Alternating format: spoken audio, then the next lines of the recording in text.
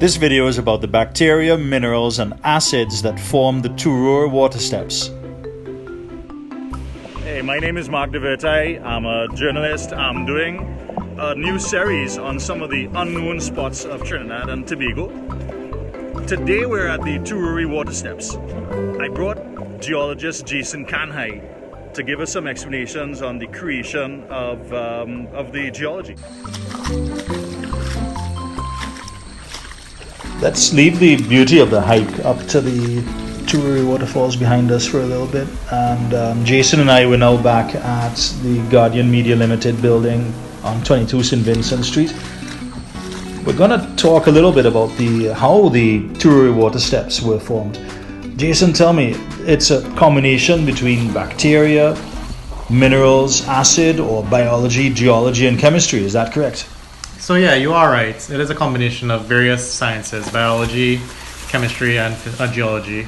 In terms of chemistry, we have some very weak acids from the soils upstream that dissolve these limestone rocks found far up in the mountains. When it's dissolved, it releases some calcium in the water, the same calcium that causes lime scale on our pipes at home and makes the water hard. Further downstream, we have some biology happening. We have some very small organisms, bacteria, that actually pull the calcium out of water, creating a mineral called tufa, which is where the geology comes in. When this tufa and limestone builds up over time, it's actually created the Turure Watersteps that we love and enjoy on a holiday, on a weekend, when we go hiking into the mountains. And we found a piece of tufa, didn't we? Yeah, so we found a piece of tufa, and usually how you test for tufa is the same way that the tufa got into the water in the first place, using some acid.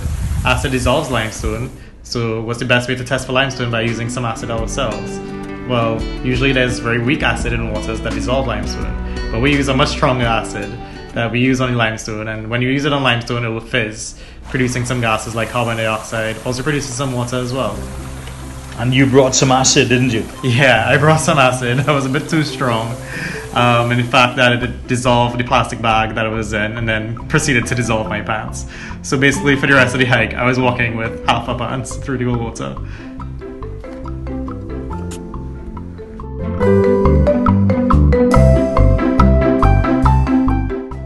On the way up to the Turure Watersteps, there's a pool of reddish brown gunk.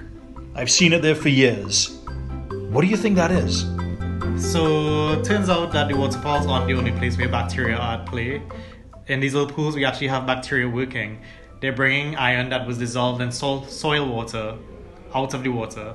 The bacteria is bringing out the iron, creating iron oxide, which is the same exact thing that rust is made of. So you realize the color is almost like a rusty gate that you'll see at your house or anything like that. The bacteria is taking energy that it needs to live from the chemical reactions that produce this red gunky stuff, which is iron oxide. Wow, so there's actually a chemical life form in the river on the way up to the steps. Oh yeah, definitely. It's just something that we can't see with our own eyes. It makes you aware that there are so many things happening in nature that you're not even aware of.